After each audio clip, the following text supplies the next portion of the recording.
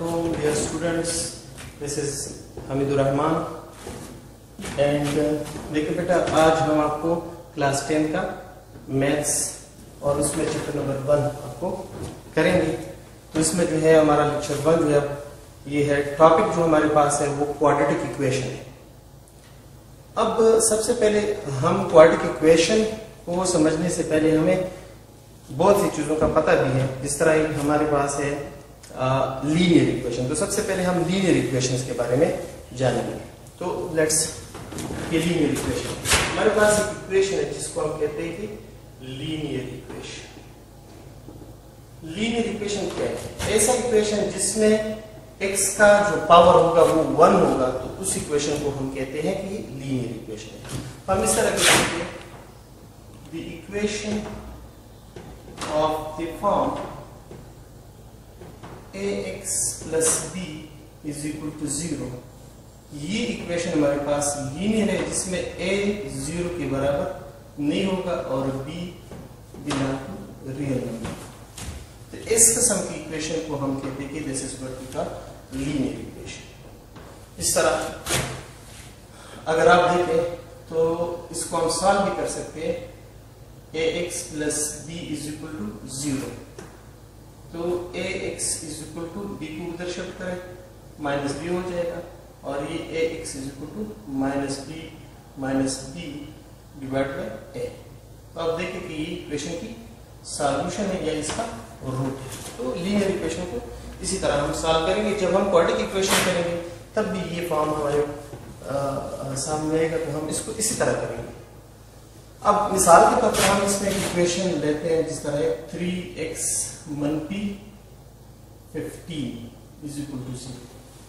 तो ये भी एक लीनियर इक्वेशन है। How to solve this linear equation? This is we know from previous classes. हमें प्रीवियस क्लासेस से ये पता है कि इसको किस तरह सॉल्व किया जाता है। तो देखिए, दिस इज इक्वल टू 5। तो ये है इसका, इस इक्वेशन का रूट। हमने इस पे एक एग्जांपल ले लिया, तो ये x इज इक्वल टू इस इक्वेशन का सॉल्यूशन है या ये इसका रूट है।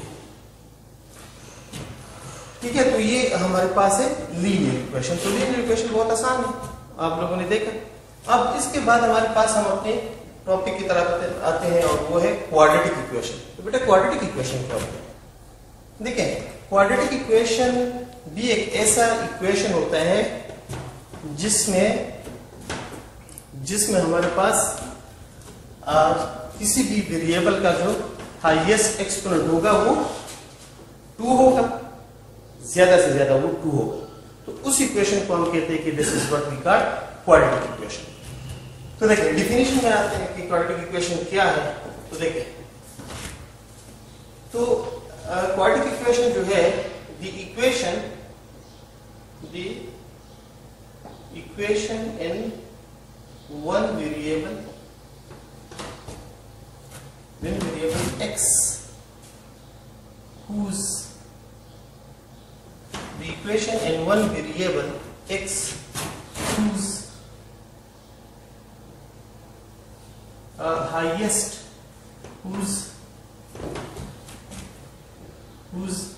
exponent are, आप कह सकते हैं कि हाईएस्ट उसका जो होगा highest exponent 2, then the equation is called quadratic equation। ऐसे इक्वेशन जो एक वेरिएबल x में हो और उसका हाईएस्ट एक्सपोनेंट जो होगा वो 2 होगा, तो उस किस्म की इक्वेशन को हम कहते हैं ये हमारे पास क्वाड्रेटिक इक्वेशन है। तो देखिए, मिसाल के तौर पर हमारे पास एक इक्वेशन है जिस तरह हम ये लेते हैं x स्क्वायर -7x + 5। ये क्वाड्रेटिक इक्वेशन है जिसमें आप देख रहे हैं कि इसमें x का जो पावर है वो 2 है। तो दिस इज व्हाट वी से this is a quadratic equation. इसी तरह हम ये कह सकते हैं कि 5x + 3 ये भी क्वाड्रेटिक इक्वेशन है। 7x -21x ये भी एक क्वाड्रेटिक इक्वेशन है। तब देखिए, बहुत से ये भी एक क्वाड्रेटिक इक्वेशन है। तो हमारे पास बहुत सारी इक्वेशंस हम बना सकते हैं और वो क्वाड्रेटिक हो सकते, क्योंकि इसमें जो x का जो हायर पावर है वो 2 है, तो इसलिए हम इसको क्वाड्रेटिक इक्वेशन कहते हैं। सही। अब इसके बाद क्वाड्रेटिक इक्वेशन तो हो गया। अब इसके एक और डेफिनेशन भी आप कर सकते हैं कि इक्वेशन हैविंग डिग्री 2, अगर किसी इक्वेशन का जो डिग्री है वो 2 होगा तो उसको हम भी कह सकते हैं कि क्वाड्रेटिक इक्वेशन है। तो ये कह सकते हैं कि equation degree 2 in equation having degree 2 is called quadratic equation. इसको हम क्यों नहीं कहते हैं क्वाड्रेटिक इक्वेशन। अच्छा, इसके बाद अगर आप देखें तो क्वाड्रेटिक इक्वेशन तो आपके समझ में आ गया, लेकिन इसमें हमारे पास बहुत सारी चीजें जो आप नोट भी करेंगे।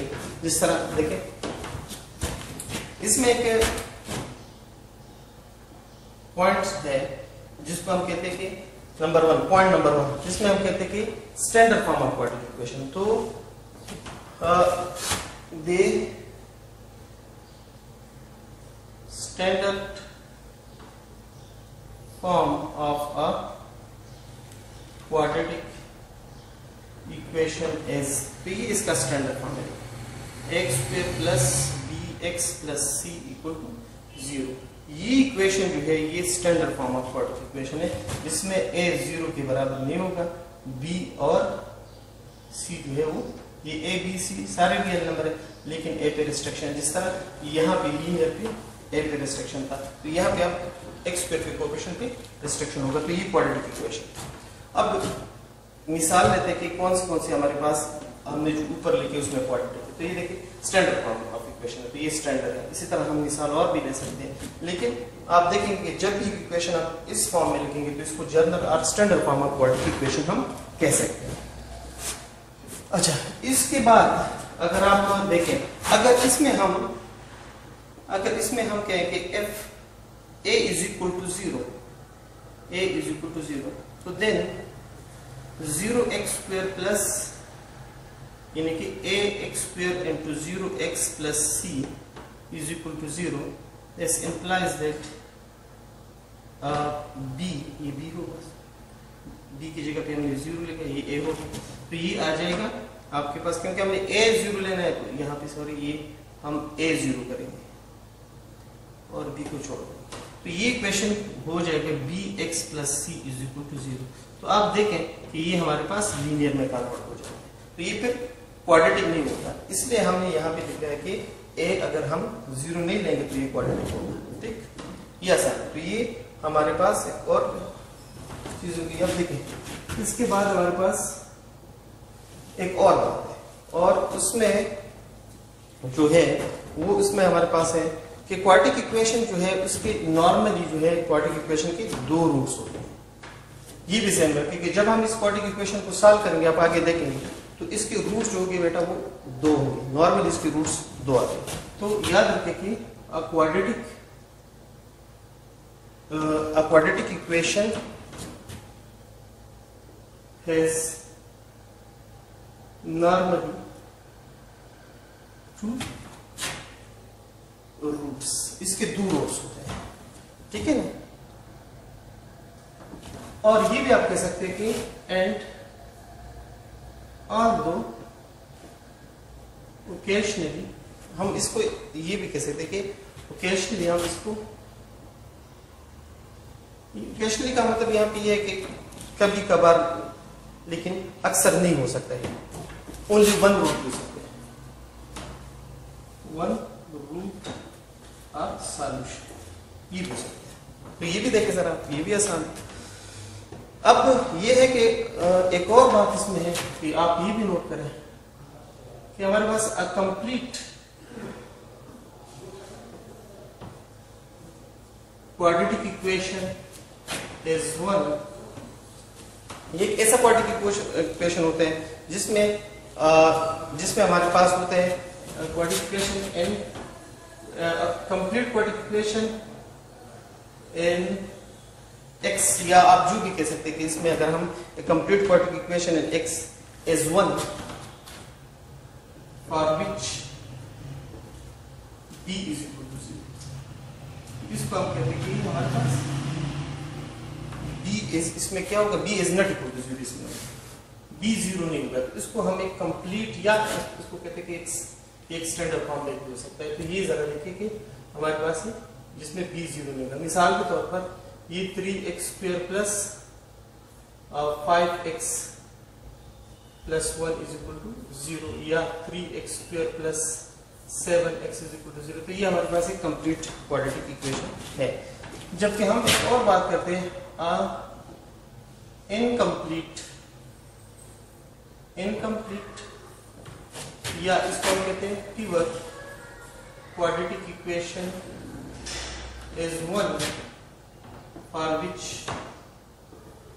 b जो होगा उसमें 0 के बराबर होगा। तो अगर b उसमें 0 है तो उसको हम कहते हैं कि ये प्योर क्वाड्रेटिक इक्वेशन है, तो इसके लिए b जरूरी है कि वो 0 हो। तो इस तरह हमने ऊपर लिखा, तो अब इसमें हम ये देख सकते हैं कि मिसाल के तौर पर ये एक इक्वेशन है जो हमारे पास प्योर क्वाड्रेटिक इक्वेशन है। ठीक है बेटा, तो ये चीजें आप ध्यान में रखें कि इस किस्म की इक्वेशन को हम प्योर क्वाड्रेटिक इक्वेशन कहते हैं जिसमें b 0 हो। अब इसके बाद जो हमारा काम है वो क्या है, तो उसमें हमारे पास है कि हम एक स्टैंडर्ड इक्वेशंस की तरफ जाएंगे और हम स्टैंडर्ड इक्वेशन मतलब है कि एक्सरसाइज की तरफ चलेंगे। और उसमें क्या है, तो इससे पहले कि हम एक्सरसाइज में चले जाए, इस एक और बात भी इसमें है। देखिए ऐसा दे टर्म which do not, जिसमें हमारे पास the term which does not contain variable x is called the constant term of ax² plus bx plus c, या आप द क्वाड्रेटिक इक्वेशन। तो इसमें वो क्या है आप जरा देख सकते हैं, c उसको हम कांस्टेंट टर्म कह सकते हैं, ये इसमें कांस्टेंट टर्म है।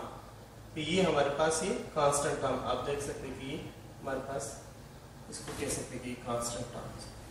इस तरह इस इक्वेशन में हमारे पास कांस्टेंट टर्म है 5x² × 2x प्लस 3, तो इसमें ये कांस्टेंट टर्म है, तो ये इसमें हमारे पास कांस्टेंट टर्म। इसके बाद बेटा हमारा जो है टॉपिक जो है, अब हम एक्सरसाइज में जाएंगे और इसमें थोड़ी सी जितने भी क्वेश्चन है, मतलब है कि क्वेश्चन नंबर 1 से लेकर क्वेश्चन नंबर 6 तक, उसमें जितने भी क्वेश्चन है उसको हम करेंगे, उसको स्टैंडर्ड फॉर्म में लेंगे। तो देखिए जो एक्सरसाइज में, बाकी एक्सरसाइज इस टॉपिक का वजह से जो एक्सरसाइज में क्वेश्चन है वो हम पहले करेंगे। देखिए इसमें है question number 1 to question number 6। तो इसमें क्या है, इस एक्सरसाइज में इस पोर्शन में मतलब है इस 1 से लेकर 6 क्वेश्चन तक क्या है, उसमें उन्होंने कहा है कि इसको आप स्टैंडर्ड फॉर्म में लिखे। सारी इक्वेशन जो 1 से लेकर 6 तक है वो कह रहे हैं कि इसको आप स्टैंडर्ड फॉर्म में लिखे। तो बुक्स में आप खुद देखें और बुक को आप निकालें, उसको देखें, उसमें हमारे पास है बहुत सारे ऐसे क्वेश्चन जिसको हम स्टैंडर्ड फॉर्म में लिखेंगे। मिसाल के तौर पर मैं इसमें क्वेश्चन करता हूँ, चलो हम इसमें क्वेश्चन करते हैं। क्वेश्चन नंबर 1 और 2 में मैंने क्वेश्चन कर दिया, आप जरा देख सकते हैं मैंने कौन सा कर दिया। देखिए गिवन क्वाड्रेटिक इक्वेशन।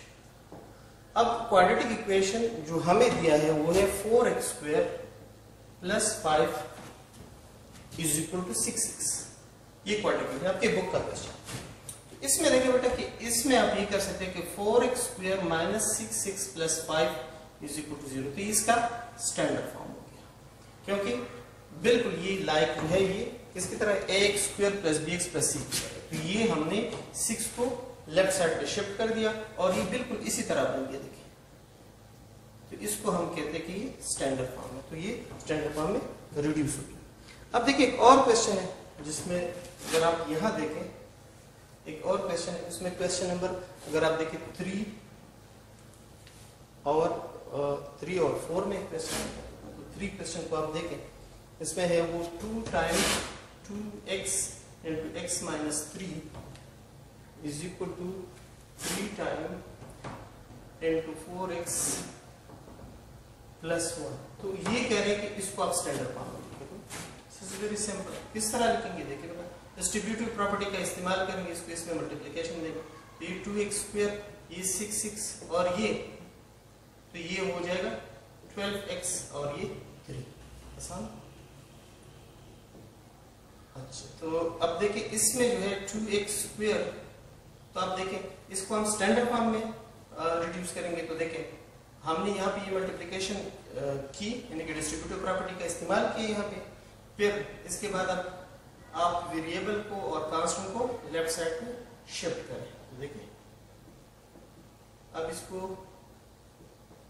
मजीद सिंप्लीफाई करें, तो ये बन जाएगा 18x, तो एज रिक्वायर्ड स्टैंडर्ड फॉर्म, तो ये इसका स्टैंडर्ड फॉर्म है। तो आप कहते हैं कि ये इतना मुश्किल नहीं है। और अगर आप देखें तो इसमें एक कितने के दो, एक इसमें एक जल्दी लास्ट एक क्वेश्चन और कर देता हूँ। इसमें ये है कि अगर आप 5 और 6 में देखें तो जल्दी ये 5x² + 1 = 4 + x, तो देखें 5x² + 5 डिस्ट्रीब्यूटिव प्रॉपर्टी यूज हो गया। अब आप देखिए इस सारी जो राइट हैंड साइड की जितनी भी टर्म है वो लेफ्ट में शिफ्ट करें, तो ये हो गया 5x और यहाँ पे x इधर आ गया, -x हो गया, 5 - 4 = 0, तो दिस बिकम, अगर आप देखें तो ये x और ये यहाँ पे 0, तो ये आपका आंसर। तो देखिए बेटा, आपने आज जो सीखे हैं आप सब देखें, इसको घर में देखें, अच्छी तरह स्टडी कर ले इसको, इंशाल्लाह नेक्स्ट वीडियो में